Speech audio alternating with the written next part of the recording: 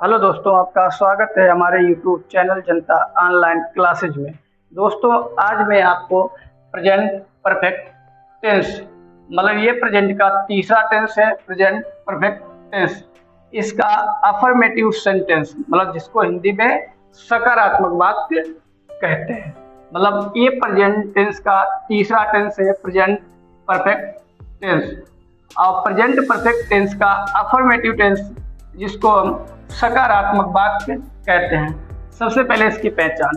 दोस्तों, जिन हिंदी वाक्यों के अंत में चुका है, चुकी है, चुके हैं, लिया है, दिया है, मतलब जिन हिंदी वाक्यों के अंत में चुका है, चुकी है, चुके हैं, लिया है, दिया है आदि शब्द आते हैं वह प्रेजेंट परफेक्ट टेंस कहलाता है। दोस्तों, जिन हिंदी वाक्यों के अंत में चुका है, चुकी है, चुके हैं, लिया है, दिया है, किया है आदि शब्द आते हैं वह हमारा प्रेजेंट परफेक्ट टेंस कहलाता है। जैसे एग्जाम्पल, वह खाना खा चुका है, मतलब वह खाना खा चुका है। इस टेंस के अंत में क्या है? चुका है। तो फिर बनाने के नियम आते हैं। अब इस टेंस के जो बनाने के नियम हैं, नंबर 1, इन अफर्मेटिव वाक्यों में एक वचन मतलब सिंगुलर कर्ता मतलब सब्जेक्ट के साथ हैज मतलब एक वचन कर्ता के साथ में हैज तथा बहुवचन कर्ता के साथ में हैव का प्रयोग करते हैं। दोस्तों, इसमें जो अफर्मेटिव टेंस है, अब इसमें जो एक वचन कर्ता मतलब सिंगुलर सब्जेक्ट के साथ में हम हैज का ही प्रयोग करेंगे तथा बहुवचन मतलब प्लूरल कर सब्जेक्ट के साथ में हम हैव का प्रयोग करते हैं। फिर दूसरा नियम इसका क्या है? इन वाक्यों में वर्ब की जो वर्ब है मतलब जो हमारी मेन वर्ब है कि थर्ड फॉर्म का प्रयोग करते हैं, मतलब तीसरी अवस्था का प्रयोग करते हैं। मतलब इस वाक्य में जो हम वर्ब लगाएंगे वो वर्ब की तीसरी अवस्था मतलब तीसरी फॉर्म लगाएंगे। अब इसका जो फार्मूला आता है, सबसे पहले सब्जेक्ट के मतलब कर्ता, सब्जेक्ट आएगा सबसे पहले और सब्जेक्ट के अनुसार हम हैज का प्रयोग करेंगे या हैव का प्रयोग करेंगे। अगर सब्जेक्ट हमारा एक वचन मतलब सिंगुलर है तो हैज लगाएंगे, अगर सब्जेक्ट हमारा बहुवचन मतलब प्लूरल तो हैव लगाएंगे।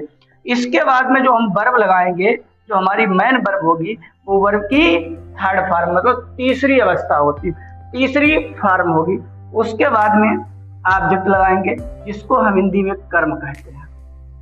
एक ऑब्जेक्ट लगाएंगे और उसके बाद में जो शेष बचेगा अदर मतलब अन्य जो शेष बचेगा उसके बाद में शेष लगाएंगे। मतलब सबसे पहले सब्जेक्ट के अनुसार ही हैज और हैव का प्रयोग करते हैं, फिर वर्ब की तीसरी अवस्था का प्रयोग करते हैं, फिर ऑब्जेक्ट और उसके बाद में अदर मतलब अन्य चीज। चलते हैं इसके उदाहरणों पे। उदाहरण नंबर 1, वह यह पाठ याद कर चुका है। वह, अब वह की जो है वो ही माने वह होता है। अब वह जो है हमारा ही मतलब एक वचन सिंगुलर है तो सिंगुलर कर्ता के साथ में हम हैज का प्रयोग करते हैं। अब उसके बाद में आती है वर्ब की थर्ड फॉर्म का प्रयोग करेंगे। अब हैज के बाद में हम वर्ब की थर्ड फॉर्म लगाएंगे। अब लर्न माने याद करना होता है तो याद करना की लर्न और इसकी जो थर्ड फॉर्म होती है वो लर्न हो जाएगी, मतलब ही हैज लर्न। उसके बाद में यह पार्ट मतलब दिस लेसन।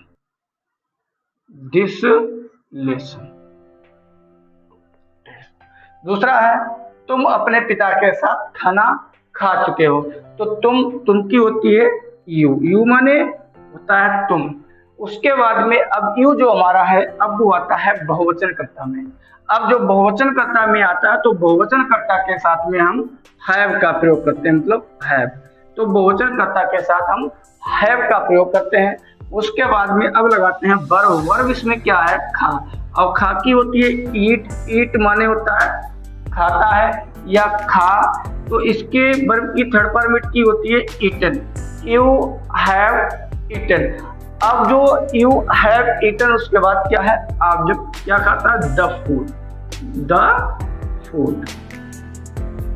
अब इसके बाद में आता है के साथ। अब के साथ की आती है विद।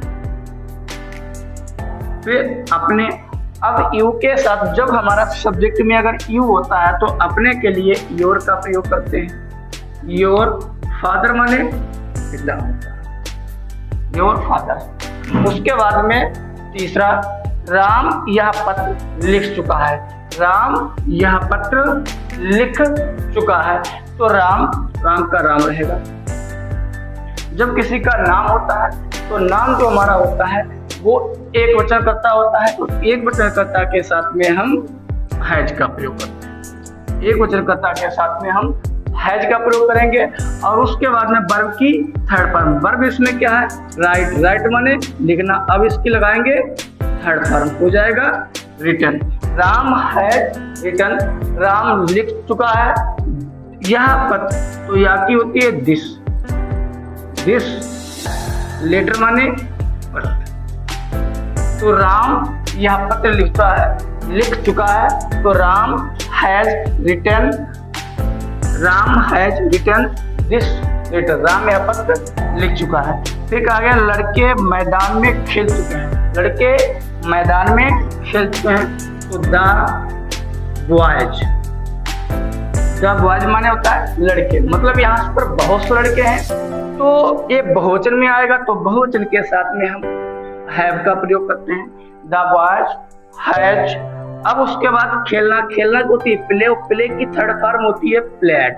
राम मतलब the boy, sorry, Ram the boy has played in field, FIELD field.